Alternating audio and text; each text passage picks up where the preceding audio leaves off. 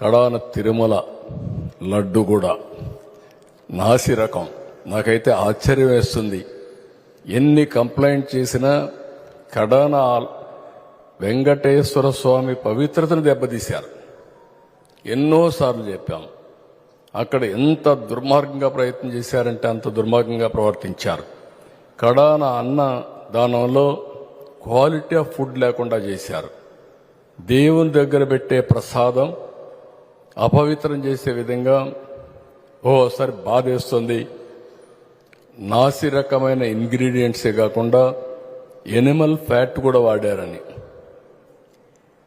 ఏది గీకు బదులు ఈరోజు స్వచ్ఛమైన గీ తెమన్నాం, ప్రక్షాళన చేయమన్నాం.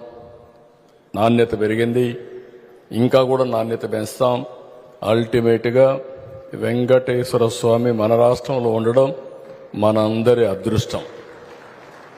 ప్రపంచం అంతా మన దగ్గరికి వచ్చే పరిస్థితికి వచ్చారు. అలాంటప్పుడు వెంకటేశ్వర స్వామి పవిత్రతను కాపాడుకోవాల్సిన బాధ్యత మనందరిపైన ఉంది. ఇది కూడా చేస్తామని చెప్పి కూడా నేను మీకు తెలియజేస్తున్నా.